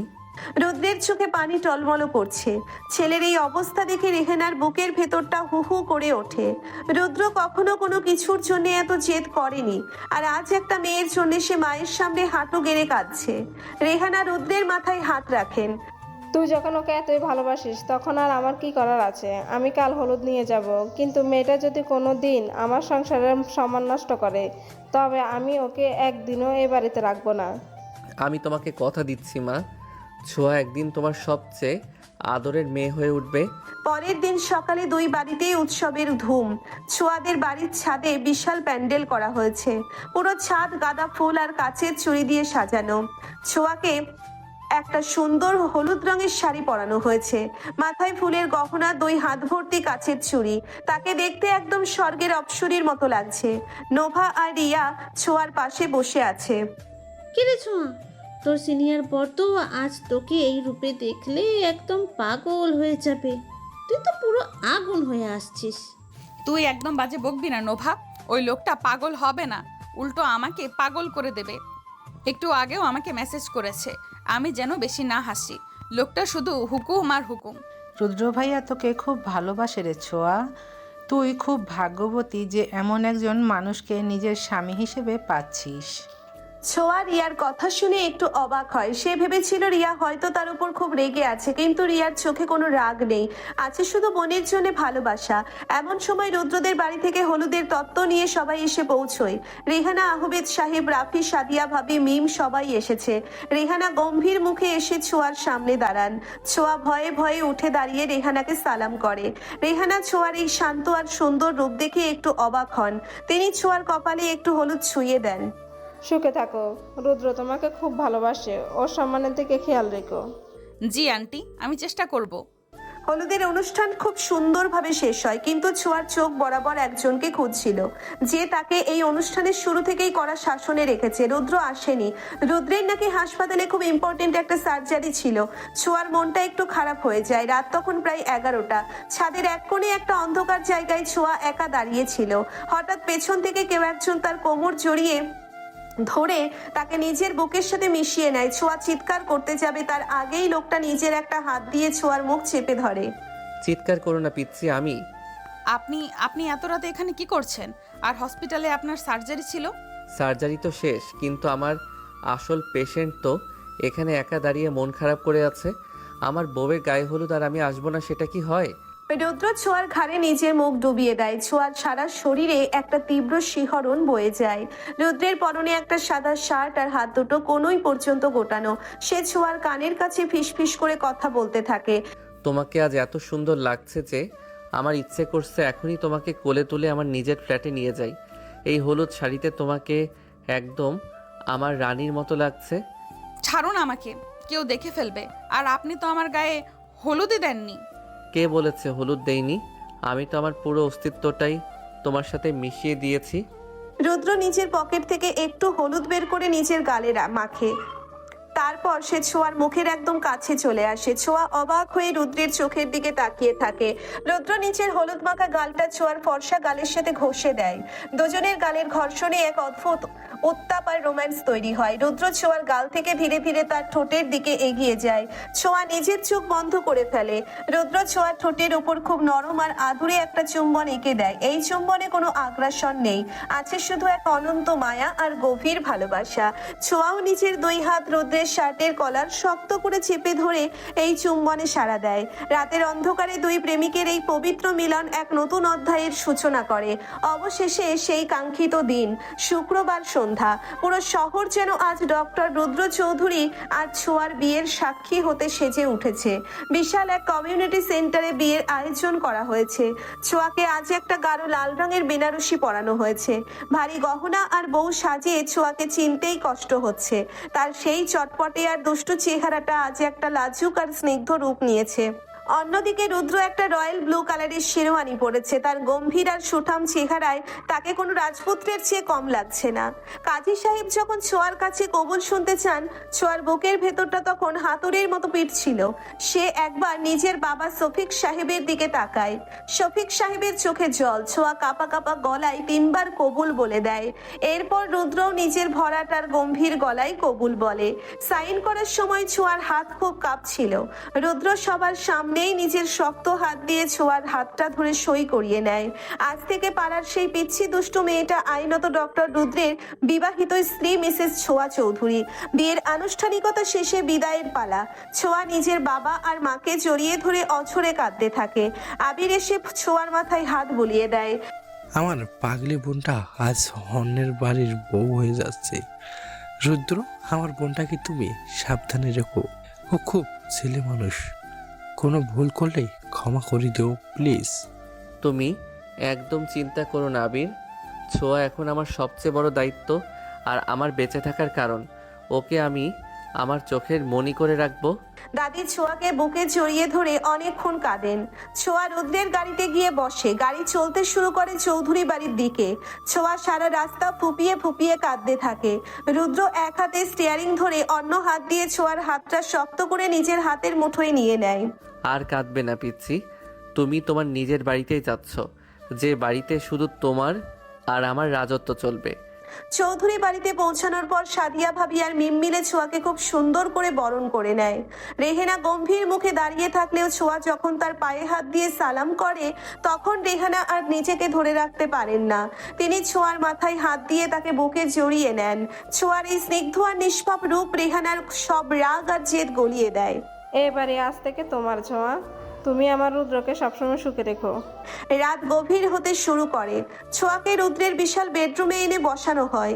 পুরো ঘরটা লাল গোলাপ আর রজনীগন্ধা দিয়ে সাজানো। ঘরের এক অদ্ভুত মাতাল করা সুভাষ ছোঁয়ার বুকের ধুকপুকানি আরো বাড়িয়ে দেয়। সে লাল বেনারসি মুড়িয়ে বিছানার এক কোণে জড়সড় হয়ে বসে থাকে। তার হাত পা ঠান্ডায় জমে যাচ্ছে। এমন সময় ঘরের দরজা খোলার শব্দ হয়। রুদ্র ঘরের ভেতর ঢুকে দরজাটা ভেতর থেকে লক করে দেয়। ছোঁয়ার শ্বাস যেন গলার কাছে এসে আটকে যায়। রুদ্র ধীর পায়ে ছোঁয়ার দিকে এগিয়ে আসে। সে নিজের শেরওয়ানির বোতামগুলো একে একে খুলতে শুরু করে। রুদ্রের গম্ভীর মুখে আজ একটা অদ্ভুত তৃপ্তি আর প্রশান্তির হাসি। সে বিছানায় বসে ছোঁয়ার একদম মুখোমুখি হয়। ছোঁয়া ভয়ে নিজের মাথা নিচু করে রাখে। রুদ্র নিজের ডান হাত দিয়ে ছোঁয়ার থুতনি ধরে তার মুখটা ওপরে তোলে। ছোঁয়ার চোখে ভয়, লজ্জা আর এক অদ্ভুত শিহরণ। তুমি এখনো কাঁপছো পিচ্ছি? ডক্টর রুদ্রর বউ হয়েও তোমার এত ভয়? আমার খুব নার্ভাস লাগছে, আপনি আমার দিকে তাকাবেন না প্লিজ। আজ আমি শুধু তোমাকে দেখবো ছোঁয়া। আমার এতদিনের সব জেদ, সব অপেক্ষা আজ এই রাতে শেষ হতে চলেছে। আজ শুধু আমি আর তুমি। রুদ্র ছোঁয়ার চোখের জল মুছে দিয়ে তার কপালে খুব গভীর একটা চুমু খায়। তারপর সে ছোঁয়ার ভারী গহনাগুলো খুব সাবধানে একে একে খুলে টেবিলের উপর রাখতে শুরু করে। রুদ্রের আঙ্গুলের প্রতিটি স্পর্শ ছোঁয়ার শরীরে বিদ্যুতের মতো শিহরণ জাগায়। রুদ্র ছোঁয়ার চুলের খোপা খুলে দেয়। ছোঁয়ার লম্বা আর ঘন চুলগুলো তার পিঠের উপর ছড়িয়ে পড়ে। রুদ্র ছোঁয়ার কানের কাছে মুখ নিয়ে ফিসফিস করে কথা বলতে থাকে। তুমি আজ আমার জীবনের সবচেয়ে সুন্দর পাওয়া ছোঁয়া। তোমার এই দুষ্টুমি, তোমার এই রাগ সবকিছু আমাকে পাগল করে দেয়। আমি তোমাকে আজ পুরোপুরি নিজের করে নিতে চাই। রুদ্র আর কোনো কথা না বলে ছোঁয়ার লাল ঠোঁটের উপর নিজের ঠোঁট নামিয়ে আনে। এই চুম্বন আগের সব চুম্বনের চেয়ে সম্পূর্ণ আলাদা। এতে কোনো শাসন বা জেদ নেই, আছে শুধু এক চরম অধিকার বোধ আর আদিম ভালোবাসা। রুদ্র ছোঁয়ার নিচের ঠোঁটটা নিজের দুই ঠোঁটের মাঝে নিয়ে তীব্রভাবে চুষতে থাকে। ছোঁয়াও আজ আর কোনো বাধা দেয় না। সে নিজের দুই হাত রুদ্রের শক্ত বুকের উপর রেখে তার শার্ট খামচে ধরে। রুদ্রের জিভ ছোঁয়ার মুখের ভেতর প্রবেশ করে এক গভীর আর বন্য প্রেমের খেলায় মেতে ওঠে। রুদ্র নিজের একটা হাত দিয়ে ছোঁয়ার কোমর জড়িয়ে ধরে তাকে বিছানায় শুইয়ে দেয় এবং নিজে তার উপর ঝুঁকে পড়ে। রুদ্রের ভারী আর পেশিবহুল শরীরের ভারে ছোঁয়ার নরম শরীরটা একদম পিষ্ট হতে থাকে। রুদ্র ছোঁয়ার ঠোঁট ছেড়ে তার গলার কাছে মুখ ডুবিয়ে দেয়। সেখানে সে খুব তীব্র আর আগ্রাসী ভাবে চুমু খেতে শুরু করে। ছোঁয়ার গলা, ঘাড় আর কানের লতিতে রুদ্র নিজের দাঁত আর ঠোঁটের স্পর্শে এক মাতাল করা ভালোবাসার দাগ বসিয়ে দেয়। ছোঁয়ার মুখ থেকে অস্ফুট গোঙানির শব্দ বেরিয়ে আসে। রুদ্র ভাইয়া, আমার খুব অদ্ভুত লাগছে, আমি আর নিতে পারছি না। নিজেকে শুধু আমার কাছে সঁপে দাও জান। আজ আমাদের এই ভালোবাসার আগুনে আমরা দুজনেই পুড়ে ছাই হয়ে যাব।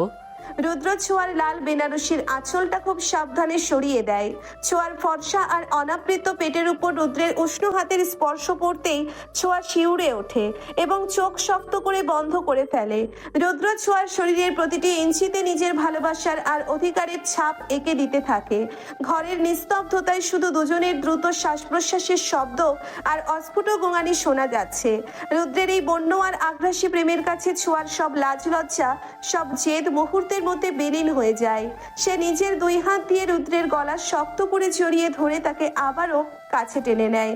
এই চরম রোমান্টিক আর ইমোশনাল মুহূর্তে দুই বিপরীত স্বভাবের মানুষের আত্মিক আর শারীরিক মিলন পূর্ণতা পায়। ডক্টর রুদ্রের সব রাগ, সব গাম্ভীর্য আজ এই পিচ্ছি মেয়ের নরম শরীরের ভালোবাসায় মিশে একাকার হয়ে যায়। ছোঁয়াও বুঝতে পারে তার এই সিনিয়র বরের ভালোবাসার গভীরতা কতটা অনন্ত। পরদিন সকালে সকালের মিষ্টি রোদ জানালার পর্দা ভেদ করে ঘরের ভেতর এসে পড়েছে। ছোঁয়া চোখ মেলে তাকায়। সে আবিষ্কার করে সে রুদ্রের চওড়া বুকের উপর মাথা রেখে শুয়ে আছে। রুদ্রের একটা হাত ছোঁয়ার কোমর শক্ত করে পেঁচিয়ে রেখেছে। ছোঁয়ার সারা শরীরে কাল রাতের ভালোবাসার চিহ্ন স্পষ্ট হয়ে আছে। সে নিজের অজান্তেই একটা লাজুক হাসি হাসে। রুদ্রের গম্ভীর মুখটা ঘুমের ঘোরে খুব শান্ত দেখাচ্ছে। ছোঁয়া নিজের আঙ্গুল দিয়ে রুদ্রের কপালে আসা চুলগুলো সরিয়ে দেয়। সকাল সকাল আমার পিচ্ছি বউয়ের এত রোম্যান্স জেগে উঠল যে। আপনি জেগে আছেন? আপনি একটা আস্ত চিটার। আমি তো ভাবলাম আপনি ঘুমোচ্ছেন। ডক্টর রুদ্র কখনোই ঘুমায় না, সে সবসময় তার বউয়ের সব দুষ্টুমির উপর নজর রাখে। রুদ্র একটানে ছোঁয়াকে নিজের বুকের ওপর তুলে নেয়। ছোঁয়া লজ্জায় রুদ্রের বুকে মুখ লুকায়। ছাড়ুন আমাকে, এখন সকাল হয়ে গেছে, আমাকে নিচে যেতে হবে। সবাই কি ভাববে? সবাই ভাবুক, আজ আমি তোমাকে ঘর থেকে বের হতেই দেব না। কাল রাতের শাস্তির এখনো অনেক কিছুই বাকি আছে পিচ্ছি। রুদ্র ছোঁয়ার ঠোঁটের ওপর আবার একটা গাঢ় চুমু এঁকে দেয়। ছোঁয়াও খিলখিল করে হেসে রুদ্রের গলায় হাত পেঁচিয়ে ধরে। তাদের এই খুনসুটি আর মিষ্টি ভালোবাসার মধ্য দিয়ে শুরু হয় তাদের নতুন জীবনের পথ চলা।